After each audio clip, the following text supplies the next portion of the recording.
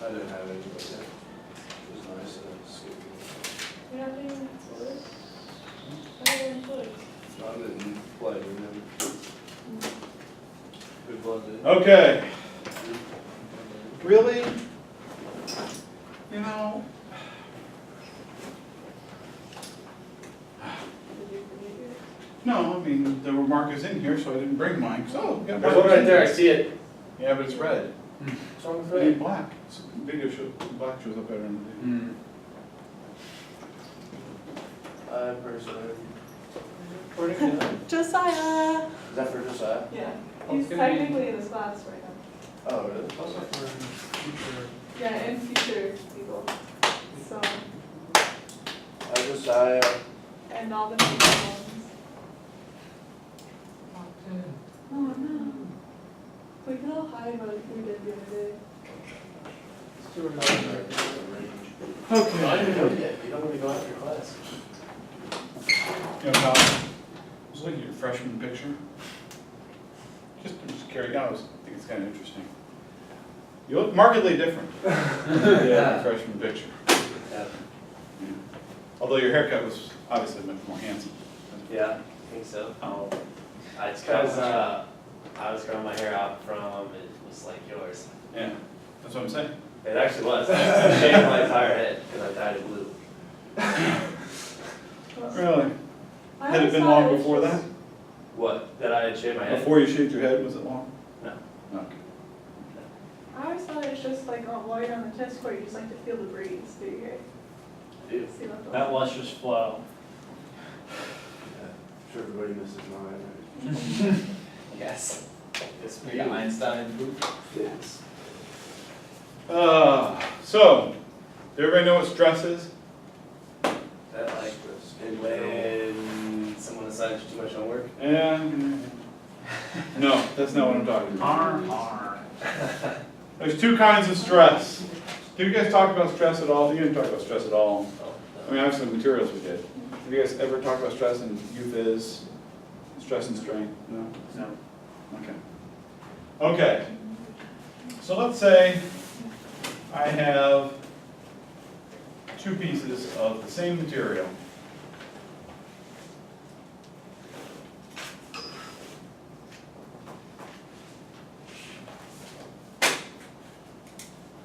And I apply some kind of a force to each of them. Okay, two bars shown here, one large, one small. I apply the same force pulling on each of them. Do each of them experience the same stress?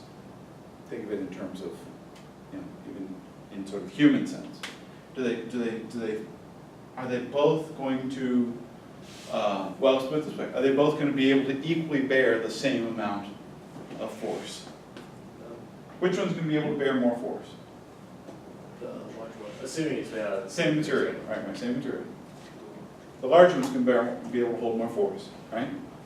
So when we try to correlate the material response to an applied force, the force itself is not sufficient. Because these two have the same material, I apply the same force, and one's going to deform differently than the other. Right? We have a difference in deformation in how they respond to that force based on, in this case, the size.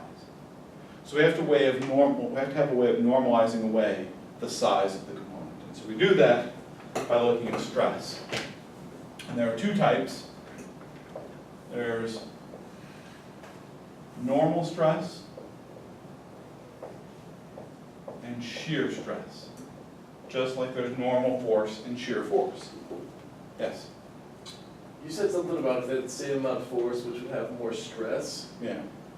So they don't have the same amount of stress, and the smaller one can just withstand less stress. No, they have different amounts of Different amounts of stress. stress. So Right. stress is Stress is a measure of how likely they are to deform. I mean, think about it. Right. In human sense, if you're more stressed, you're more likely to deform, Mhm. so to speak. You're more likely to go, ah! So this one is going to have more stress. It's more likely to go, Okay, so we've got to figure out how to quantify that. So the way we do that, let's just look at normal stress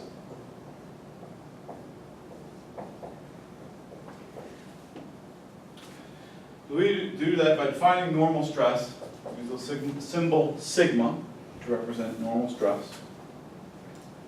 And it's defined as the limit as delta A goes to 0 of the normal force.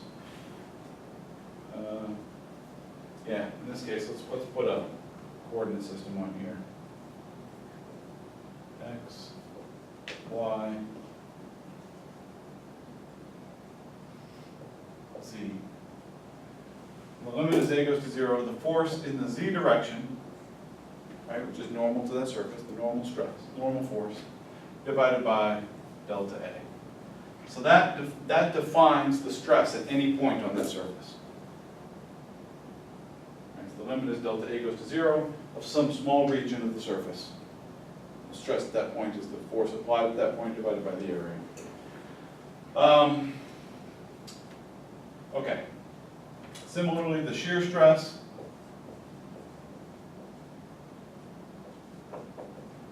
for which we use the symbol tau is the limit as force in the YZ component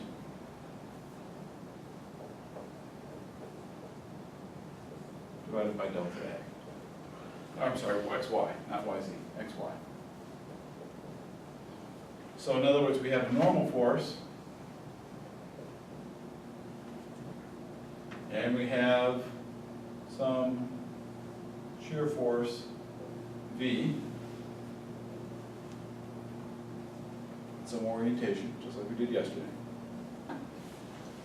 And that will be the limit, delta A 0 of V over delta A. Okay. So at any point in there, there's going to be a distribution of shear forces that depend on the shear at that point, and a distribution of normal forces that depend on the normal force at that point. Okay. You see what I'm saying? And in fact, the shear stress will have two components. It would be tau sub x, which is the limit of F in the x direction divided by delta A, and tau sub y, which is the limit of F in the y direction delta A. So this V is going to have components in both the x and y direction. So it's going to be a shear in the x, a shear in the y, right? They're going to be vector components of the total shear. Make sense? It's all pretty straightforward stuff. Okay. So normal stress, is that like a pull on the end? Right, so if I'm pulling the thing apart, silly putty, think of silly Right. putty. Right? I'm pulling the silly putty, I'm creating a normal stress. What about a push? Like if It you're would also pushing- be a normal stress. Normal It'd be stress. compressive, but it's a normal stress. Okay. So like normal force, normal stress, same direction. Right. Okay. So shear is like a deck of cards. Right. Right, I'm shearing the deck of cards. With my hand on the bottom, with the hand on the top, and I move my hands in opposite direction, that's a shear. Okay. Okay, units. What are the units of stress? What are the SI units of stress? Should be able to figure that out. Force per ability to. What is it? Force per area. What's force per area? Okay, newtons per meter squared. What is a newton per meter squared? Remember UFIS. Think back to UFIS. You discussed this in UFIS, I'm absolutely certain. Who's taking fluids in here? Anybody taking fluids?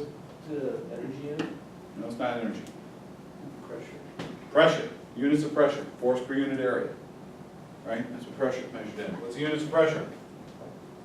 In SI. What's the SI unit of pressure? Bar. Nope. That is a measure of pressure, but it's not the. What's that? Yes, no, it's English units. Well, SI units, Pascal. pascals. So easy. Pascal. What's a bar then? It's not a. A bar is not SI. A bar is 10 to the 5th Pascal. So newtons per meter squared, or Pascal, or in English units, PSI. PSI. In reality, most of the time we're talking about materials in here. Pascals are very small, right? 1 Newton, I weigh 1,000 newtons. My weight distributed over 1 meter is a Pascal. Right? That's not a lot of force. So most of the time we'll be talking about megapascal or gigapascal. Those are going to be common values that we use for stresses in here. Occasionally kilopascal. And PSI, we'll actually more likely talk about KSI. So KSI is a kip per square inch. We talked about kip last time. I was watching the video, so one of the things about videotaping yourself, I have to watch the video while I download it. Yesterday I was saying kip, kip, kip, kip, kip. Who's saying kip, kip, kip? Look ridiculous. Anyway, good thing I'm not too self-conscious. Anyway. Okay, so KSI, thousands of PSI. Okay, these are the units we're going to use. Okay, most of the time we're not going to be concerned with localized stress, the stress at a point. We're much more likely to say, let's find out what's the stress over this entire bar. We're going to treat the whole bar as our component. We want to know the average stress for the whole bar. So if we're talking about average stress, average normal stress, we're essentially taking the resultant force, which is the integral of all the individual forces at all the various points. And the force at any individual point, if I rearrange this expression, that says I'm taking the integral of stress dA over the area. So I'm integrating those individual stress pieces over the entire area to get the resultant force. And then from that you get that the average force, therefore, is just the resultant force divided by the area of the end of the bar, or the area of the cross-section in which we're trying to calculate the normal force. So the normal force here would be whatever n is divided by, the total resultant n divided by the area of the cross-section. Okay. So that's what you'd expect. This is the sort of point-wise calculation. That's still the average calculation. The key, though, is that the resultant force has to still operate through the centroid of the cross-section. So not all cross-sections. If I have a U-shaped beam, then the force is actually acting through a point that's not on the beam, right? Because the centroid of a U-shaped beam is actually here in space. You guys remember what? Yeah, you just staring at me. Sure thing, man. Whatever. You know what I'm talking about? Of a beam like this, right? Bearing load. The centroid of that beam is down here someplace. Right? So the resultant force is considered to be acting at a point that isn't actually in the bar. Okay. Anyway. So, but the reason we do that is that we want the resultant force to act through the centroid, because then there's no moments. Right? So when we calculate the normal force does not contribute a moment. Okay. When we do a cross section. Now notice, if I took this bar and redrew it, sort of zoomed out a little bit,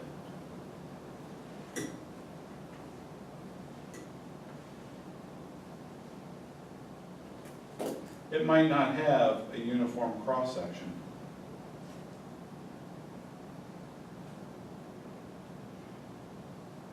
Right? It might be narrower in some section. Right? If it were, then the average stress here would be less than the average stress here. For average stress 1, this is average stress 2 greater than average stress 1. If I make the cross-sectional area smaller, then the stress is going to be bigger. Right? A gets smaller, stress gets bigger. So average stress is only meaningful for a particular cross-section. If I change my cross-section, I'm going to get a different average stress. Similarly, if I had a bar, I'm gonna draw it in 2 dimensions now, with a collar on it, with like a collar welded on the bar.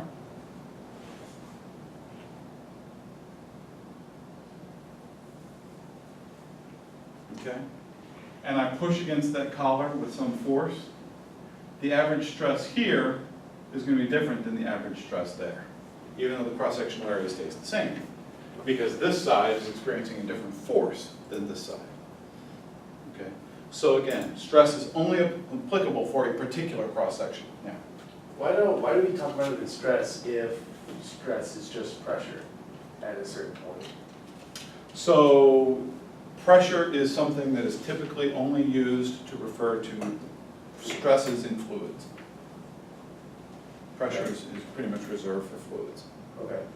So if there might be a pressure acting on a solid surface, but that pressure is defined in terms of what's outside the solid surface. Inside the solid, we typically talk about stress.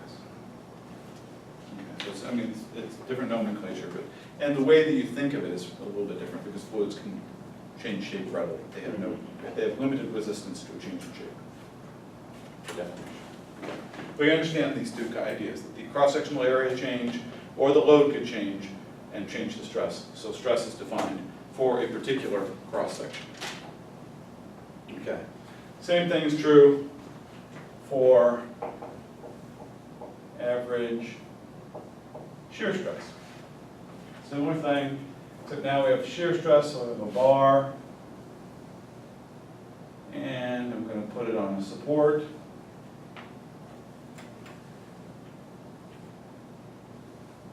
I'm going to push down on this, and as a result, I'm going to get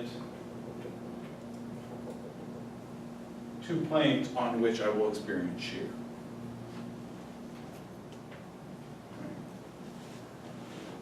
So I'm going to have, if I take that little section out,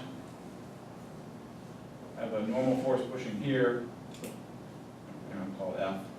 I have a force pushing on the top surface. I'll have a shear force pushing up on either side. So that little center section is creating a shear. And again, the average shear stress is just whatever that V, the resultant V is, divided by area. But in this case,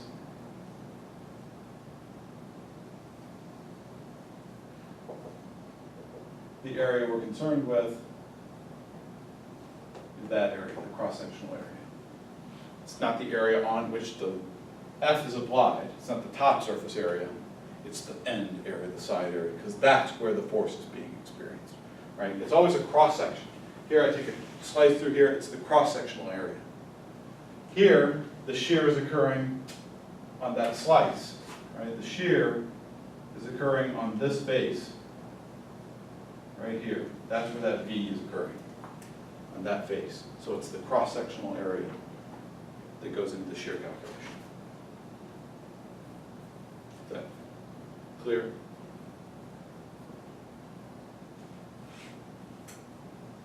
Blake, your head's nodding, but your eyes are squinting. Oh, yeah.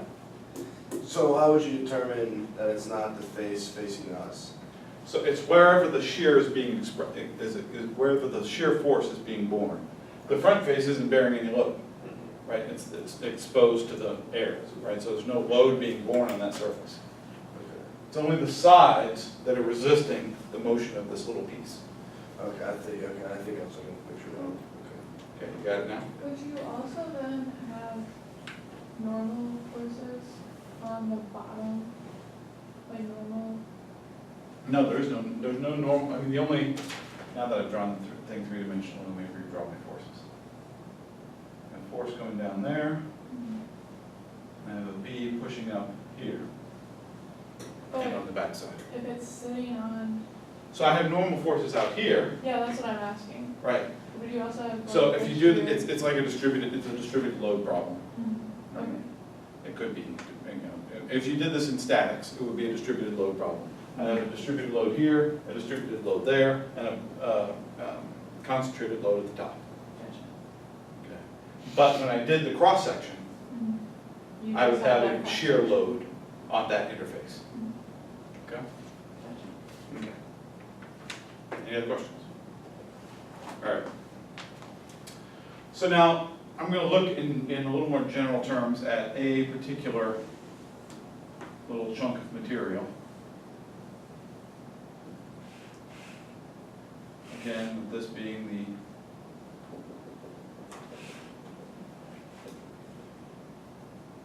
XYZ plane, or the XYZ space. X, Y,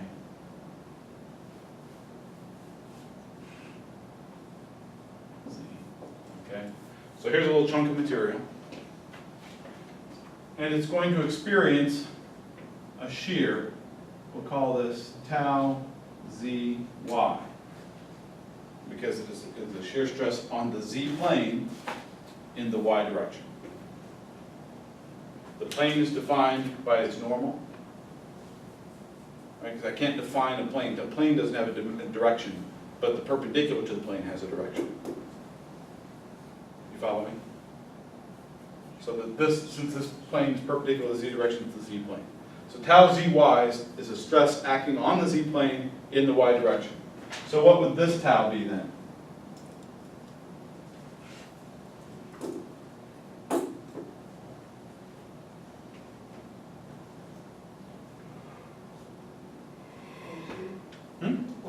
YZ, tau YZ. Because it's on the Y plane, perpendicular to the Y dimension, and acting in the Z direction. Well, if there's a tau ZY on the top, right, remember the thing I was talking about with the cards, if I do this, right, in order to shear something, I have to have something moving the opposite direction on the bottom.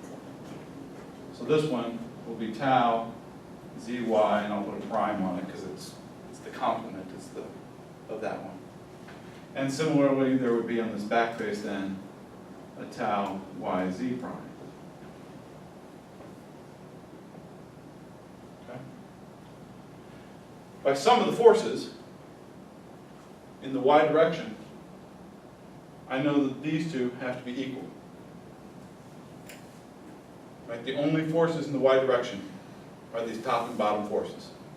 They have to be equal and in opposite directions, otherwise the block is moving through space and we're in a dynamic situation. Right? And as I said before, mechanics, materials, we're basically talking about statics. Everything's so in this case, I know that tau ZY is equal to tau ZY prime. Conservation of, or by some of the forces in the X direction. Yes? Am I allowed to ask a little bit unrelated question? Well, you just did. Why is it so loud if you're doing like a stress test on a bar? Why is it so loud when you finally pull it apart? Because, you're right, you think about it, you've applied a large force, Right. and it's moved through perhaps a small distance, but it's a really large force. So that took a lot of energy, right? Force times distance equals energy. So you put a lot of energy into it. When it breaks, it releases all that energy.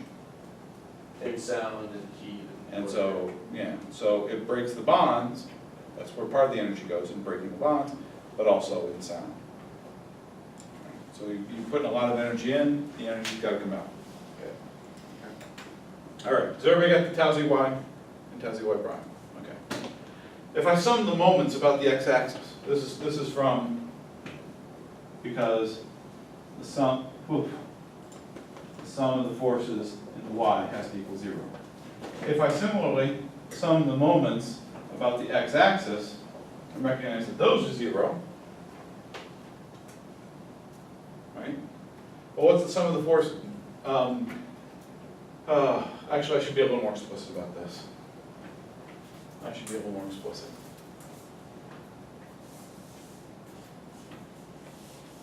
Let me sum the forces first. So you have tau ZY, which is a stress, not a force. Right? And it's acting on the plane, which is delta Y by delta X big. Yes? Why are there no shear stresses on the X plane? We haven't put them on there yet. I'm just dealing with this particular set right Okay, but delta y and delta x is the area of that top, right? So if I take the, I never actually, oh, here it is. If I take the tau, multiply it by area, I get the force. Right, so like that. Then I have minus, because it's going the opposite direction, tau prime, zy, times the bottom area, which is also delta y by delta x. That's how I get tau zy equals tau zy prime. You see that? Okay. Sum the moments about the x-axis. Does tau zy prime contribute a moment about the x-axis? What about tau yz prime? Nope. Tau zy y. Yep. Tau yz? Yep. So only those two moments. So the moment created by tau zy. Now let's see, that's in this direction, right? It's causing it to rotate in the negative direction. So it's going to be minus tau zy times the area on which tau zy is acting, delta x and delta y. That's the force. And then what's the radial arm to that force? Delta z. Tau yz, is that a positive or negative moment? Positive moment, so it's plus. What's the area on which it's acting?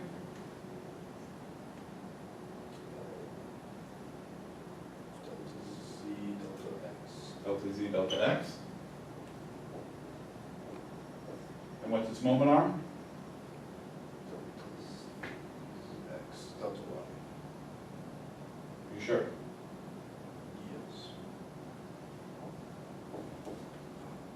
So we got x, y, z here, and an x, y, z there. The x, y, z's fall out. And lo and behold, sum of the moment says that tau zy has to equal tau yz. So anytime you have shear on an object, you know that all four of these shear stresses are the same.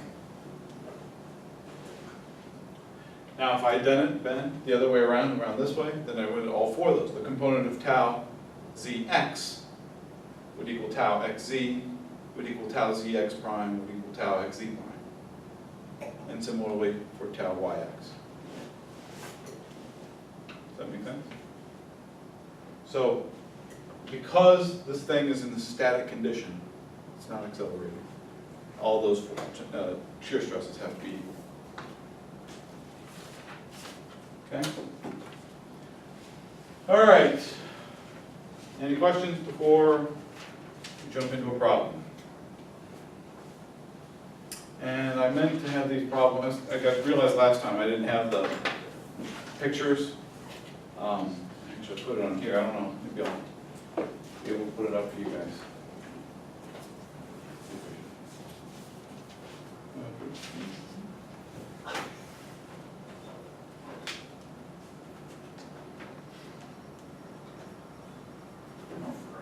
There's got to be a slide on here. Oh, there it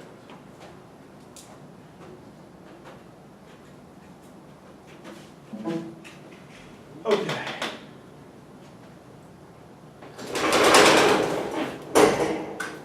Next time I'll try to remember to have one of you guys log in or something, because this is going to take me forever. Come on.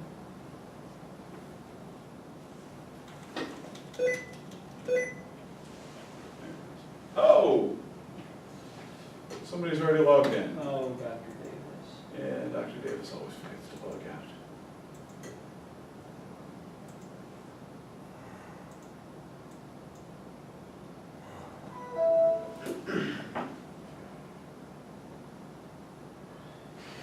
I guess I could have let you logged in, but I just don't like working on somebody else's account.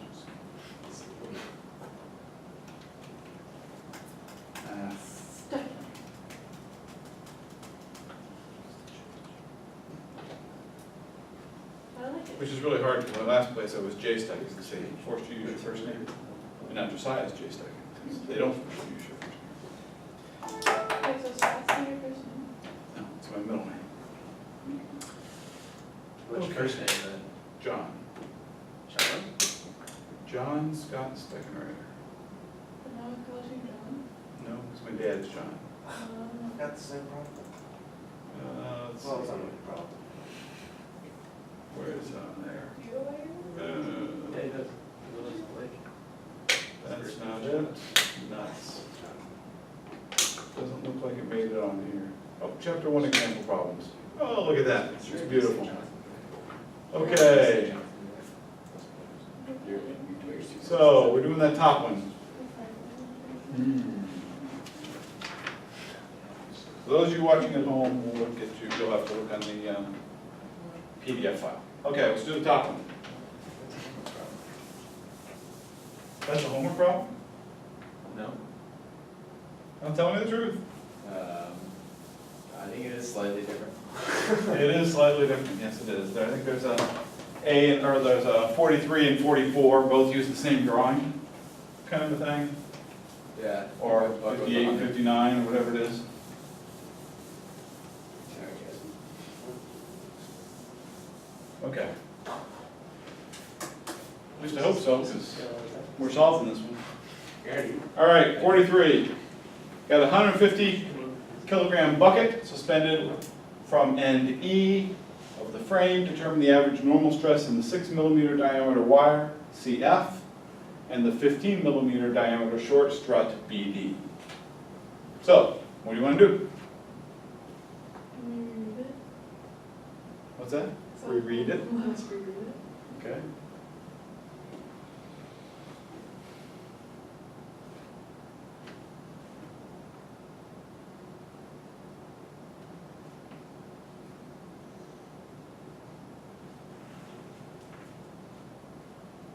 Are we done reading it? So maybe we do a free body diagram. Free body diagram, always a good place to start. Man, we should have remembered. All right, what free body diagram? What free body diagram would you like me to draw? What body? CDE. CDE. Okay, we'll do CDE.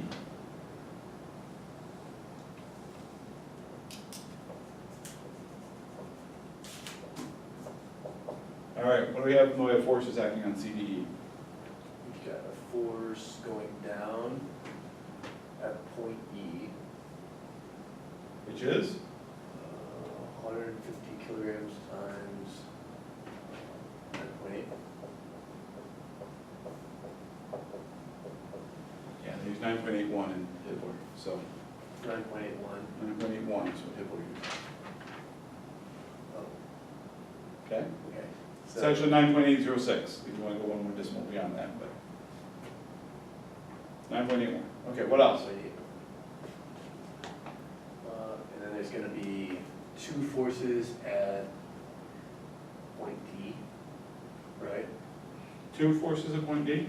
Since it's a pin, it can't, or it can have two forces on it.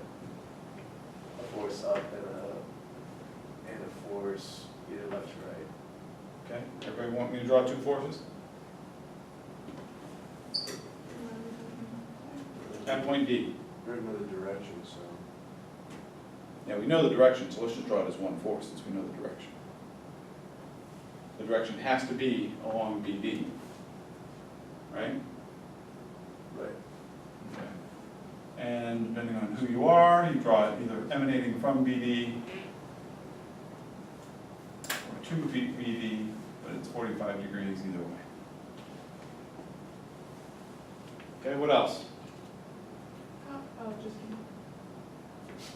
I was gonna ask something that was 45 degrees and I saw that.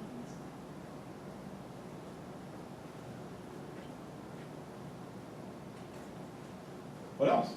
And there's another force on C.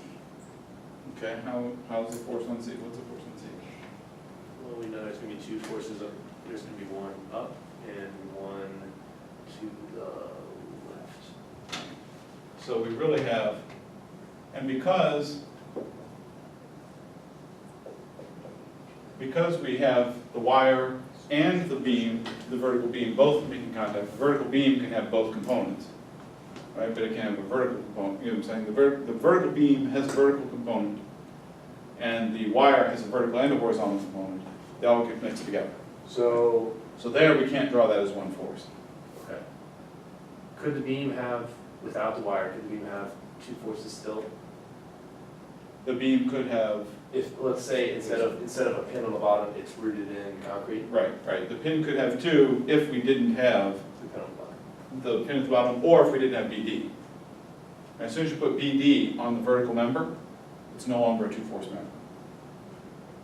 I don't understand. Why isn't it a two-force member when that's on there? What I'm saying is that this one, this BD, Right. can generate a horizontal force on this member, as well as the vertical force. You see what I'm saying? Because, so two-force members are members that are attached only at their ends, right? Have only 2 points of attachment. That's a two-force member, and the force is along the end, force is along the beam. You put a third point in the middle, you break the rules. Right. Right, so that's why in your bridge last year, couldn't have anything with a hole in the center. That'd be a violation of the design constraints, because now you can kind of create a bending moment or something. Okay, does that make sense? Right, So I can take something that's got a hole in the center and another force coming in there, I can push that beam sideways. But if I've got just holes at the top and bottom, I can't push it sideways, or it'll rotate. Right. But I can push, in this case, I can actually push it sideways. Okay. But anyway, so we're digressing, but nonetheless, we have this free body diagram. So that's not a two-force member, right? CA is not a two-force, CBA is not a two-force member. Right. What about CDE? CDE is not a two-force member. Right. Okay? Okay. And which we know, right, because there's the way it's constructed. Okay, any other forces I need to account for here? Okay. I'm trying to find the stress in the short strut BD or the stress in the diameter wire CF. What am I going to solve for with this free body diagram? I'm over on C. That would be D, and you can solve the, Right. So I'm going to find the moment, some of the moments about C, and it's going to solve for which of those two? well, the Force B. at D. All right, it's going to Yeah. solve for the force in BD. It's going to solve for the strut force. Okay, some of the moments about C. What are the moments about C? I'm not going to draw the dimension here. I'm going to draw the dimensions. The whole thing, 0.6 meters, 0.6 meters. Okay. Okay, so some of the moments about C. What's the first moment? There's minus 1.2 meters times 150 times 9.1.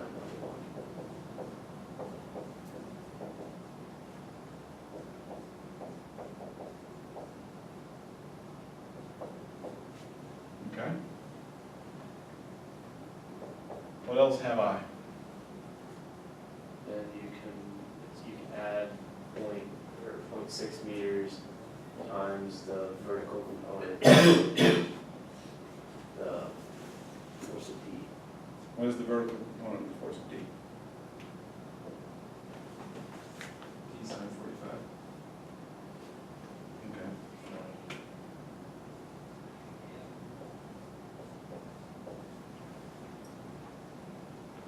Right.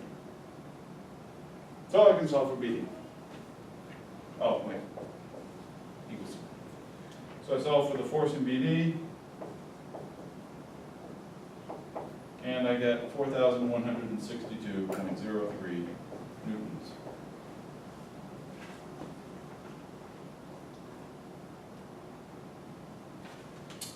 All right, good. What's next?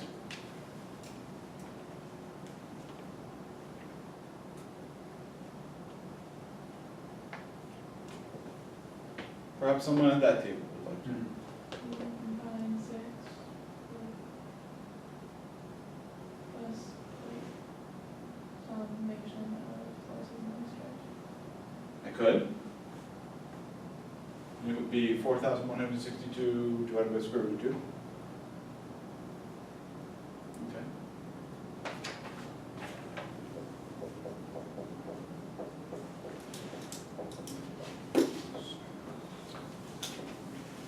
Because there's only two x forces. horizontal component of BD. I don't know what that is. That was not the approach they took here, so I don't have those Okay. intermediate numbers. Can't you just find the normal stress in BD from the force BD that we have right there? That is, we've answered part B. So, I mean, we have the force for part B. We haven't had the stress yet, but we have the force. But we have none of stress. No, well, okay, we can go, okay. We're going two different directions. She was trying to find the other force, Oh. and you're trying to find the stress. So, Okay. either way, we are starting down her path, so let's do her path and then we'll get back and do the stress. All right. Okay. All right, what's that number? Somebody got that? Somebody got a calculator? Shame on you for coming to an engineering class without a calculator. Seriously? No calculator? It's, I haven't put my backpack yet, I need to though. Yeah, let's get on that before Yeah. Wednesday. All right, what is that? 2,942. .99. Oh, just round it up to 3, 0. Okay, 2,943. Okay, what are we gonna do next, Gail? We got CX. Also find CY. Okay, if you want. Don't really care, but okay. Well, I thought part of that was contributing to the, Right, so looking at CF, looking at that beam.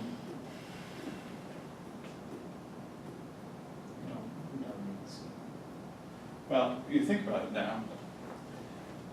We can't, we're, both of these can contribute a vertical and horizontal component to C, right? So we can find the X and Y components of at C, but we're not going to be able to distinguish between them what's due to the wire and what's due to the post. So, again, we can go through this process, but it's not going to get us to the force of the wire. Let's do moments, some moments about A. Well, can the post exert a force in the horizontal, or is it just a vertical force? This is what I was talking about before. Because it's not a two-force member, because it has 3 points of attachment, the force is not, the force that it exerts is not aligned with the post. The A, about the A exhibits? Is that what it's supposed? No, he said it's at C, he's talking about at C. You see what I'm saying? Where's I need a pointer, so I don't stretch. Because this is not a two-force member, there's 1, 2, 3 points of attachment. Therefore, the force that it exerts is not limited to being along the line of action of the beam. Therefore, it can have both an X and a Y component at the top. Okay. You can think of it, I mean, imagine that this was a really thin segment on the back here. I put enough weight up there, I'm going to blow out the post of the back. There must be a horizontal force acting on the post. Okay? Okay. Okay. So, you suggested moments about A. Moments about A, but can you sum the moment about A because it's a pin joint? Can we still do that? Well, does a pin joint, can a pin joint support a moment? Yes or no? I'm thinking no, but This is friction, right? it could support a zero, a moment of zero. You're right. So essentially, we sum the moments at A, we know they have to be 0 because it's a pin joint. Right? A pin joint cannot support a moment. Well, that's the, because if I'm looking at the problem, that's the only way we would be able to find CF, because we would have to be able to go from CF, or from the force on BD and use that to cancel out the force from CF. How about we look at the whole thing? I got one external force here, 150 times 9.81. I have one external force here, acting at 30 degrees, and that force is CF. There are no other external forces acting about A. I have the reaction forces here, But if we're doing moments about A, I don't care about it. Right, so I've simplified the problem down to something much more manageable.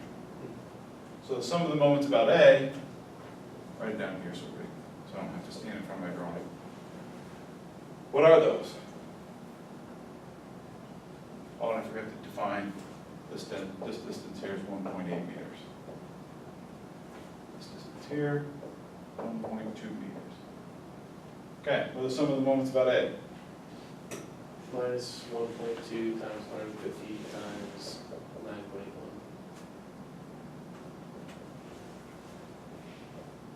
Plus CF sine 30.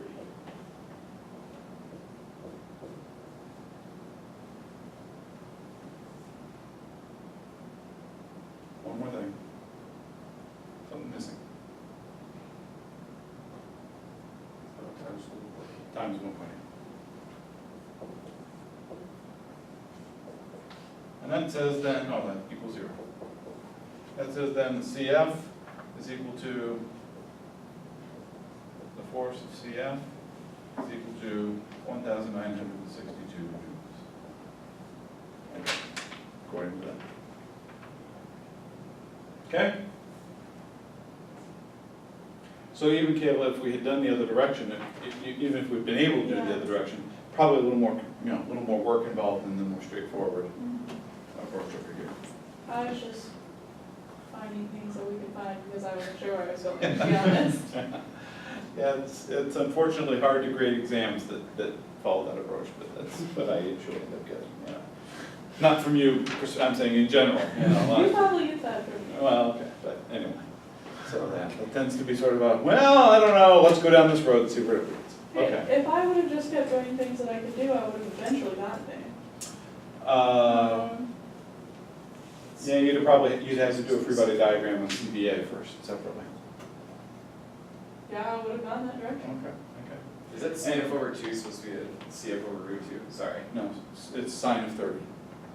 Oh, okay. That's crazy, you have that. And you better. Yeah, I don't have memorized. If you want the title engineer, you gotta memorize the easy ones. Okay, all right, we good? Yep. Okay, so we got a force on CF and a force on BD, but it asked for the normal stress on CF and the normal stress on BD. Jesse, I'm never gonna get to finish your problem.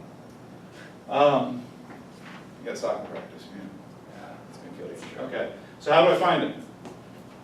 How do I find the normal stress on BD?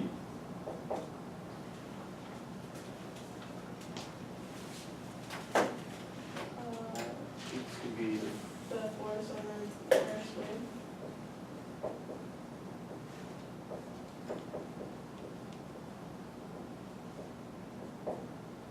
Okay. So what is that? 15 millimeters is R. Oops, hold on a second. If I actually could write 4162.03 newtons divided by pi times 0.0075 squared. Right? So again, I want to put everything in SI units, so I got to convert it to meters. Wait. Oh, yes. Right, because it's BD. Well, I was thinking, the 7.5 is half of 15, I Right. didn't realize it was back in the day. Okay. So what do you get? Somebody get a number? Yeah, 23552271 newtons per. 23.6 times 10 to the 6th. Or 23.6 megapascal. So this is what I'm saying, you don't use Pascal, right? That's megapascal. And that's only 150 pound, or 150 kilogram bucket. And we're not talking big forces yet at all. Okay. And then, I'm sorry, the stress in CF is going to equal 1,962 divided by pi times, what is that one, 6 millimeters? 0.003 squared, and that's 69.4 megapascal. Okay? So hopefully we're remembering the whole free body diagram, solve the moments, all that kind of stuff. Hey, look, Stopping by. I thought you were supposed to be in this class. Is he, are you enrolled in this class right now? So what are you taking? Does it show right the now? projector now? No, I'll give you the handouts. What? You're taking some